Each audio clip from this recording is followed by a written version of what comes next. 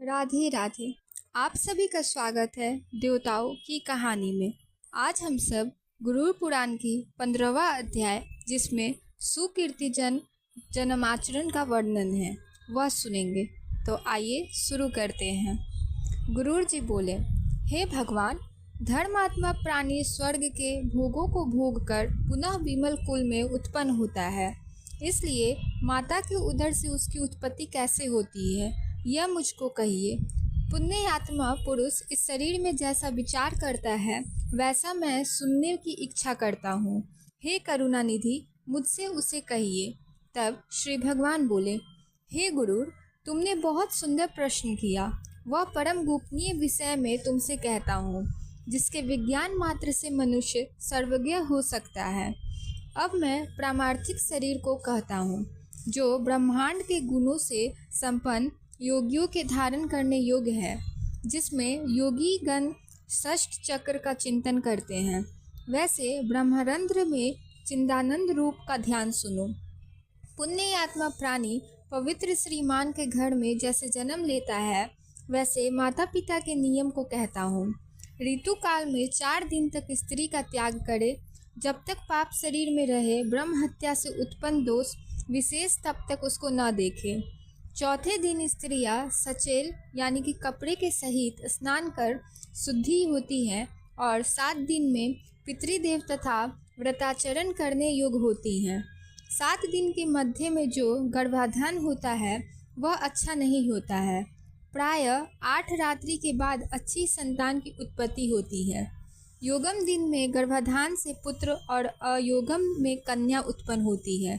इसलिए 7 दिन छोड़ युगम तिथि में गर्भधान करें।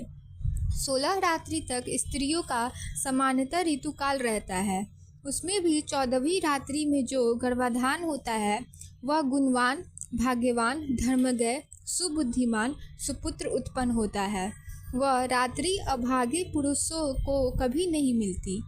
कड़वी, खारी, तीखी, उष्ण वस्तु का त्याग करके 5वें दिन स्त्रियों को मधुर भोजन कराना चाहिए। स्त्री का उदर औषधि पात्र है। बीज रूप पुरुष का वीर्य अमृत रूप है। उस स्त्री में स्वामी वीर्य स्थापित कर सुंदर पुत्र रूप फल प्राप्त करता है। पान, पुष्प, चंदन, पवित्र वस्त्र आदि से संयुक्त हो धर्म स्मरण कर स्त्री के समीप जाए। गर्भाधान के समय जैसी मनुष्य के मन की परिवर्ती होती है, वैसे ही स्वभाव का जीव उदर में प्रवेश करता है। चैतन्य बीज भूत ही नित्य वीर्य में स्थित रहता है। कामदेव, चित्त तथा वीर्य आदि की जब एकता हो जाती है, तब स्त्री योनि में पुरुष के धातु का गिरना होता है। इससे वीर्य और रुधिर के संयोग से पिंडोपति होती है। गर्भ में आने वाले पुण्य पुत्र परमानंद को देने वाला होता है। उस पुत्र के सब पुंसवन आदि संस्कार किए जाते हैं। जब उच्च ग्रह होते हैं, तब कोई पुण्य आत्मा जन्म प्राप्त करता है। उसके जन्म समय में पिता ब्राह्मणों को बहुत सा धन देता है। विद्या विनय से संपन्न हो वह पुत्र पिता के घर में बढ़ता है और पुरुषों के सत्संग से सब विद्याओं को पढ़ जाता है। पूर्व जन्य कीर्त जप, तीर्थ तथा पुण्य उदय से युवावस्था में सुंदरी स्त्री, धन और दान वाला होता है। वृद्धावस्था में आत्मा अनात्मा का विचार कर सच्चिदानंद ब्रह्म का चिंतन करता है। आत्मा ईश्वर, अनात्मा पृथ्वी आदि में ब्रह्म का अन्वय है। इसके विषय में बोध के लिए मैं पृथ्वी आदि का गुण तुमसे कहता हूँ, वह सुनो। पृथ्वी, जल, तेज, वायु, आकाश ये स्थूलभूत देह के कारण हैं। इनसे निर्मित यह शरीर है। हे गुरु, त्वचा, अस्थि, नाड़ी, रोम, मांस ये 5 गुण मैंने तुमको भूमि का कहा। लार, मूत्र, वीर्य, मज्जा, रुधिर से जल का गुण कहा। अब तेज के भी गुण श्रवण करो। हे गुरु, क्षुधा, तृषा, आलस्य, निद्रा और कांति ये 5 गुण तेज के योगियों ने कहे हैं। संकोच करना, दौड़ना, उल्लंघन, विस्तार करना, चेष्टा करना ये 5 गुण वायु के कहे हैं। शब्द, छिद्र, गंभीरता, श्रवण और समस्त तत्वों को आश्रय देना ये आकाश के 5 गुण हैं। मन, बुद्धि, अहंकार, चित्त, अंतकरण जो कहे हैं, वे पूर्व जन्म के किए शुभाशुभ कर्म करने से निर्मित है। श्रोत, त्वचा, नेत्र, जीवा, नासिका ये ज्ञानेंद्रिया और वाक, हाथ, पैर, गुदा, उपस्थ ये कर्म निद्रा है। दिशा, पवन, सूर्य, प्रचेता, अश्विनी कुमार, अग्नि, इंद्र, उपेंद्र, मित्र तथा प्रजापति ये 10 देवता क्रमश ज्ञानेंद्रियों और कर्मेंद्रियों के हैं। इड़ा, पिंगला, सुषुम्ना, गंधारी, गज, जिह्वा, पूषा, यशस्विनी, अलम्ब, पूषा, कहू, शंखनी ये शरीर के मध्य में स्थित 10 प्रधान नाड़ियाँ हैं। प्राण, अपान, समान, उदान, व्यान, नाग, कूर्म, कृकल, देवदत्त, धनंजय ये 10 वायु शरीर में व्याप्त है। हृदय में प्राण, गुदा में अपान, नाभि मंडल में समान, कंठ देश में उदान वायु, व्यान वायु सब शरीर में रहता है। वमन नाग वायु से उन्मीलन, कूर्म वायु से क्षुधा का उद्दीपन, कृक वल वायु से जिम, भ्रन देवता आयु से होते हैं। सर्वव्यापी धनंजय मरे हुए को भी नहीं त्यागता। ग्रास द्वारा खाया अन्न सब अंगों को पुष्ट करता है। व्यान अन्न के रस को सब नाड़ी में ले जाता है। आहार किए अन्न को वायु 2 हिस्से में विभाजित करता है। भोजन गुदा में आकर अन्न जल इन 2 भागों में अलग अलग हो जाते हैं। पीछे जठराग्नि के ऊपर जल, जल के ऊपर अन्न आता है। उस अग्नि के नीचे प्राण वायु धीरे धीरे पहुंचता है, अग्नि को प्रज्वलित करता है। तब वह वायु से धोंका हुआ अग्नि रस और मैल को अलग अलग करता है। उस रस को व्यान वायु सब शरीर में ले जाता है तथा 12 द्वार से अन्न जल के मल के रूप में बाहर निकालने के रास्ते हैं।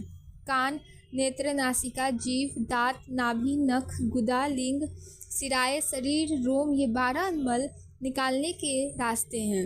इस तरह सब वायु आत्मा ही सत्ता को प्राप्त कर अपने अपने कर्मों में है।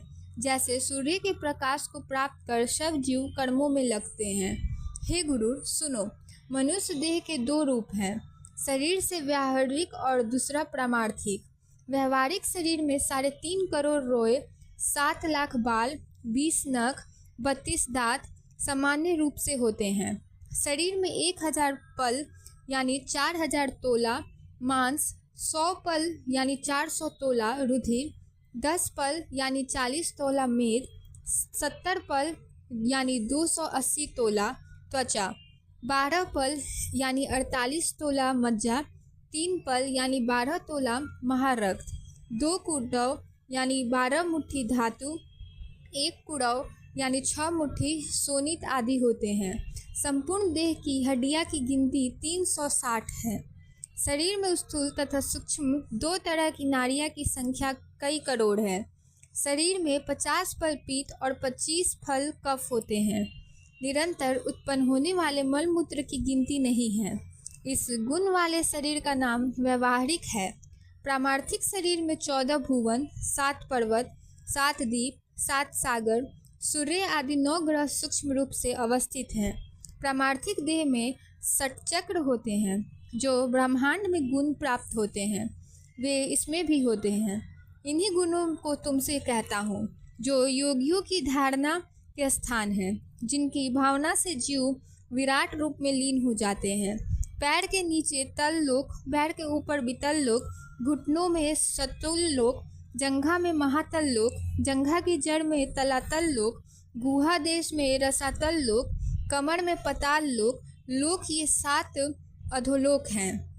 नाभि के बीच में भूलोक, नाभि के ऊपर भूर्वलोक, हृदय में सर्वलोक, गले में महरलोक, मुंह में जनलोक, ललाट में तपलोक, ब्रह्मरंध्र में सत्यलोक। इस प्रकार 14 भुवन पारमार्थिक शरीर में स्थित है। हृदय कमल में मेरु पर्वत, नीचे के कोने में मंदारचल, दाहिने कोने में कैलाश पर्वत, बाएं कोने में हिमालय, ऊपर की लकीर पर निषद पर्वत, दाहिनी रेखा में गंधमादन पर्वत, बाई रेखा में रमन पर्वत, ये कुल 7 पर्वत हैं। हड्डी स्थान में जुम्बद्वीप, मज्जा के शाकद्वीप, मांस में कुशद्वीप, सिराओं में कोरंच द्वीप, त्वचा में सलामली द्वीप, रोमों में पलक्ष द्वीप, नख में पुष्कर द्वीप, ये 7 द्वीप हैं। सब सागरों की स्थिति सुनिए। मूत्र में खारा सागर, दूध में क्षीर सागर, कफ में मदिरा सागर, मज्जा में धृत सागर, रस में रस सागर, रक्त में दधि सागर है। हे गुरुर, कंठ में अंतर्गत लंबिका में स्वादिष्ट जल का सागर है। नाद चक्र में सूर्य, बिंदु चक्र में चंद्रमा, आँखों में मंगल, हृदय में बुध, नाभि में स्थित मणिपुर चक्र में बृहस्पति, वीर्य में शुक्र, नाभि में शनि, मुंह में राहु, वायु स्थान में केतु आदि 9 ग्रह शरीर में स्थित है। इस प्रकार आत्मक स्वरूप द्वारा अपने शरीर का चिंतन करें।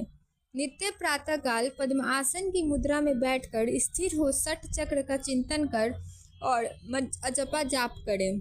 मुनियों को मोक्ष देने वाली अजपा नाम गायत्री है। इसके संकल्प मात्र से मनुष्य सब पापों से मुक्त हो जाते हैं। हे गुरु, ध्यान से सुनो। अजपा का उत्तम कर्म मैं तुम्हें बतलाता हूँ, जिसको सर्वदा करने से जीव अपने जीव भाव से मुक्त हो जाते हैं। मूलाधार, स्वाधिष्ठान, मणिपूर्वक, अनाहत, विशुद्ध और आज्ञा, ये 6 चक्र कहे जाते हैं। इन चक्रों का क्रमश मूलाधार में, शीशन में, नाभि में, हृदय में, कंठ में, भुवों के बीच में, ब्रह्मरंध्र में चिंतन करना चाहिए। अब मूलाधार आदि 6 चक्रों के चिंतन का स्वरूप कहते हैं। आधार चक्र चतुर्दलाकर और अग्नि सदृश है। उसके 4 अक्षर व, तालव्य श, मूर्धन स, दंती श है। स्वाधिष्ठान चक्र सूर्य के समान है।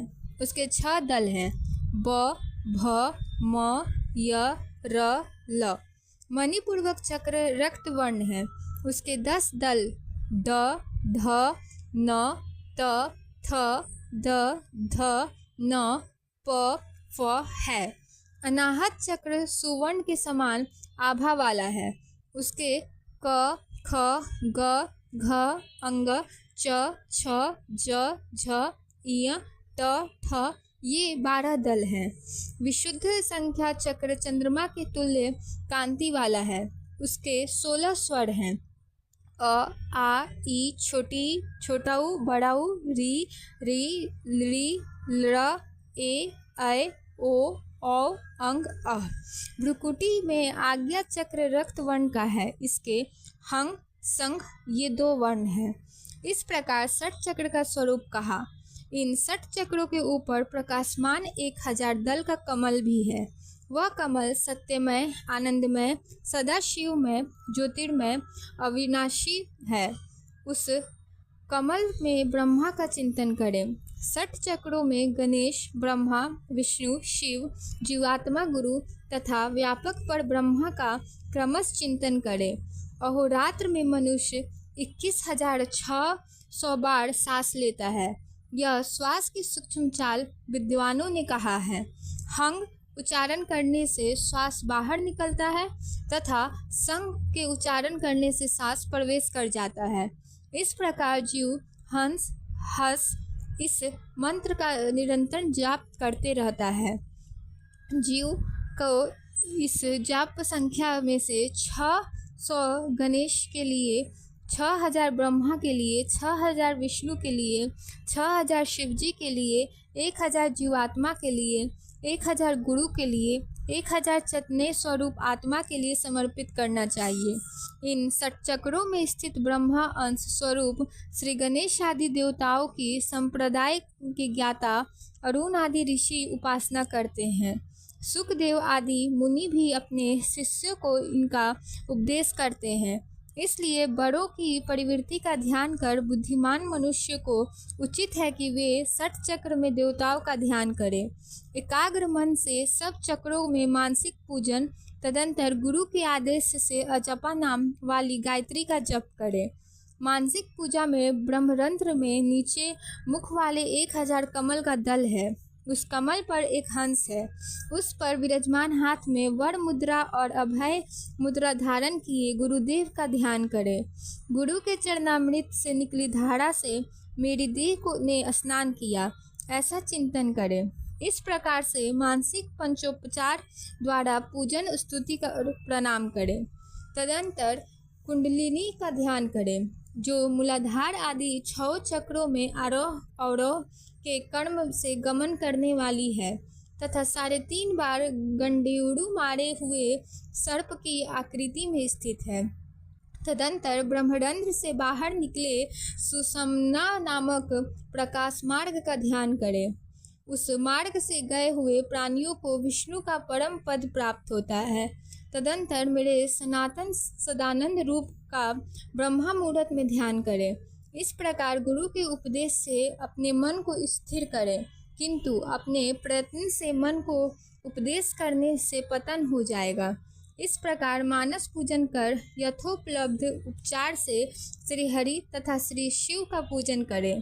देहाभिमानी प्राणियों की वृत्ति अंतर्मुखी नहीं होती, अतः उन लोगों को जो बड़ी सरल तथा मोक्ष को देने वाली मेरी भक्ति है उसे करनी चाहिए। यद्यपि तप तथा योग आदि उपायों द्वारा भी मोक्ष मिलता है, फिर भी सांसारिक जीवों के लिए मेरी भक्ति ही सर्वश्रेष्ठ मार्ग है। ब्रह्मा आदि सर्वज्ञ ने वेद और शास्त्र का बार बार मनन कर भक्ति मार्ग का ही निश्चय किया है। यज्ञादि सुधर्म से मन निर्मल होता है, जिसके फलस्वरूप मेरी भक्ति प्राप्त होती है, जिसको प्राप्त कर लोग पुनर्जन्म के कलेश से मुक्त हो जाते हैं।